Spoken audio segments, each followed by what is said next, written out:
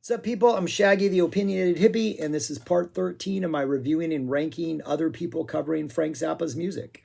I'm going to talk about the album, that one that I right there, the Riccardo Fassi Tankio band plays Zappa, The Return of the Fat Chicken. I'm going to review it, and then I'll show where I think it falls amongst the other 12 I've already done on this channel. I got into this because I generally do not like cover albums at all, but some people have recommended some Zappa stuff. I've been checking it out, been enjoying it. Definitely like the jazzier stuff more than the more traditional covers. I think Zappa's music lends itself well to sort of like a traditionalist jazz, or like John Coltrane doing My Favorite Things. Fantastic. Completely different songs, my favorite things, and what Coltrane does with it. I mean, the melody's the same, but the purpose. And I think Zappa taking his songs and keeping them instrumental is instrumental in the success to cover bands. I am finding that anytime there are vocals, unless the vocals are extremely different and going for something different, I think they're all better off as instrumentals. I think you don't need vocalists. I think you're better off doing Zappa as instrumentalists.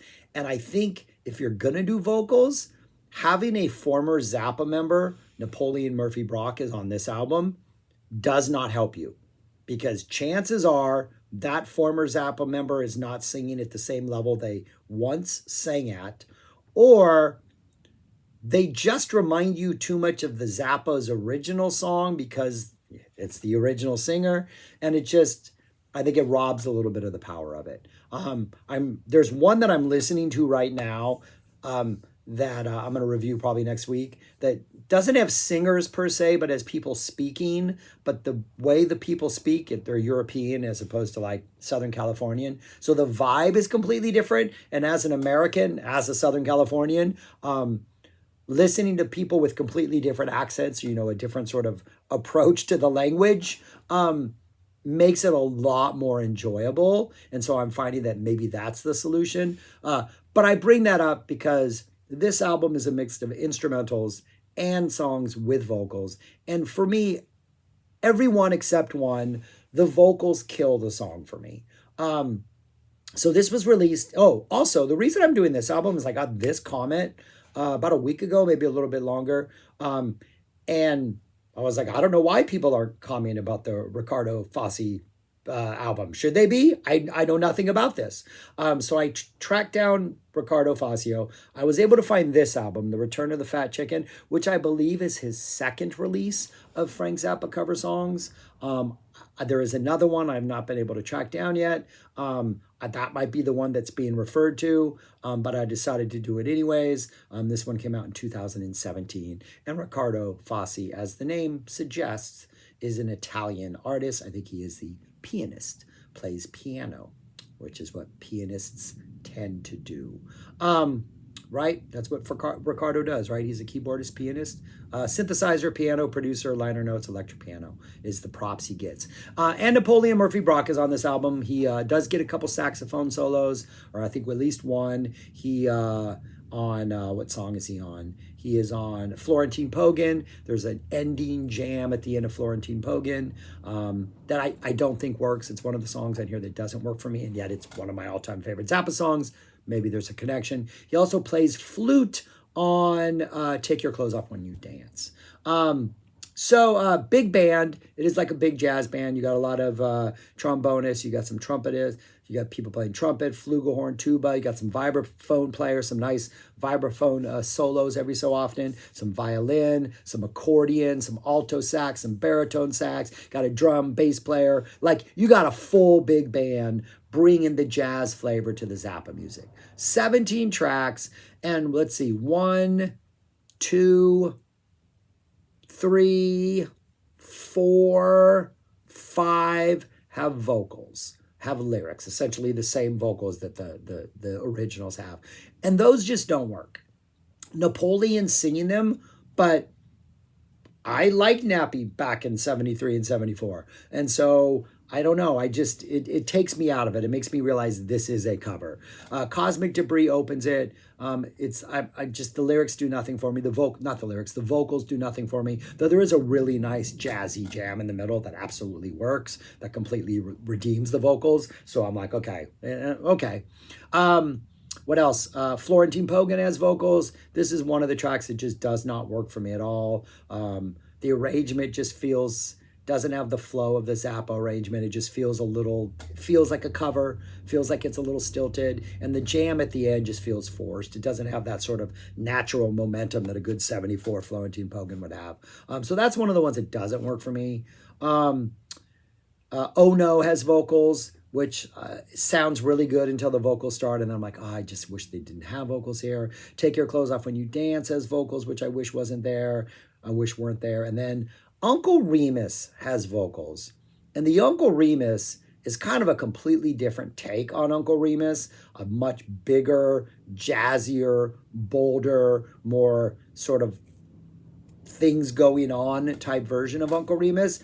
And Brock's attack on the vocals is definitely a little bit different. He even seems to be like working with the phrasing in a little bit different way, where the other one seems like he's staying a little more truer to it. And while I think it obviously is not as good. I mean, not obviously, but it is not as good as the original. I mean, I think that's just, we can easily probably agree on that. Uncle Remus is such a perfect composition. But it takes some chances and it kind of works. And I actually think it's the Uncle Remus. It's the second to last track, so it's towards the end. And it is the one vocal where I'm like, okay, it feels like they're doing something different in it. It doesn't like, that is such a straightforward, powerful song, the apostrophe version, like, the piano, got this vocal, these guitar parts. This is really this crazy jazz, horny, just kind of very like amoebic type version of it. We still got that Uncle Remus melody and those vocals right in the middle, but everything just is floating in a way that the original doesn't. So it kind of works, but the other vocal stuff doesn't work. What else we get? We get an It Must Be a Camel, which just pops. This has got so much energy. The solos in this are fantastic. Like, it is the second song after Cosmic Debris. And after Cosmic Debris, I was like, okay, I don't know how this is going to go. I really don't like the vocals. That middle section was cool, but the It Must Be a Camel, I'm all in on. Then we get a G-Spot Tornado. And this G-Spot Tornado sounds like a back porch version with a fiddle going at it.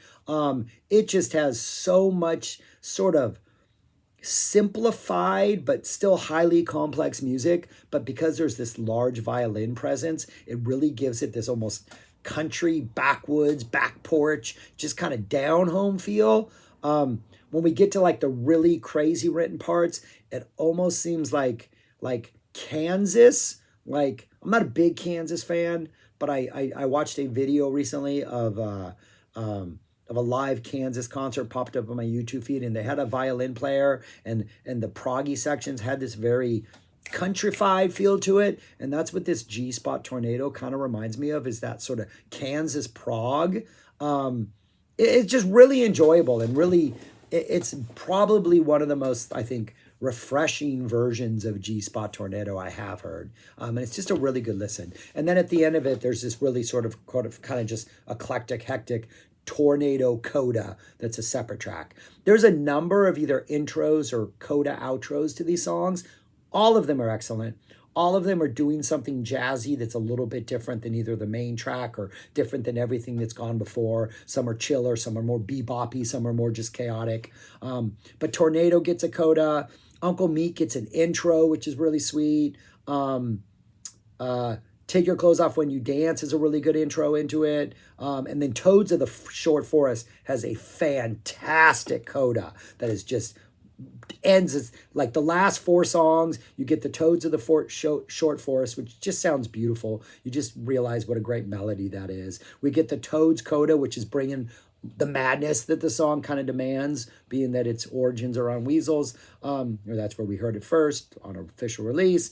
Then you get that really strange Uncle Remus, and then you get something called Dream About Frank, an original composition that kind of just wraps up the album in a really, really nice way. But going back to the beginning, you get that Cosmic, It Must Be Camel, G-Spot Tornado, Tornado Coda. You get Florentine Pogan, which doesn't really do anything for me. The Uncle intro into Uncle Meat sounds really good.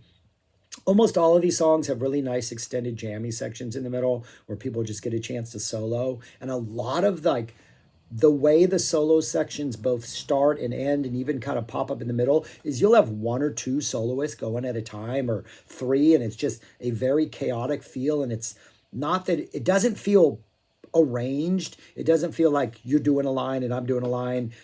They're definitely very comfortable with each other, and there's a very fluid sense of them just kind of weaving around each other.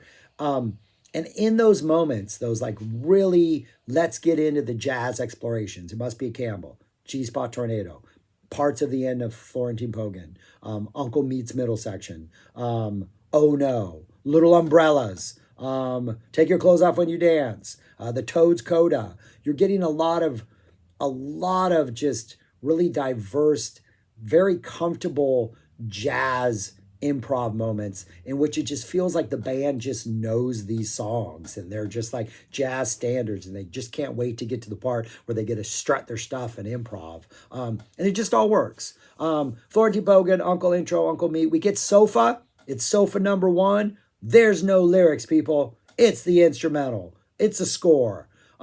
Doesn't start off right off with a da-na-na. We get a little like solo beforehand. I want to say it's a flute solo maybe, or a really, really high sounding saxophone to start off. And it almost feels like, okay, maybe we're not going to get to Sofa. But then they finally drop into Sofa. And it's one of those where the melody, I think, is passed around through different instruments. So it just has a different feel to it. And there's almost a rhythmic component that almost seems to be overriding the melody. So the melody has to fight its way through.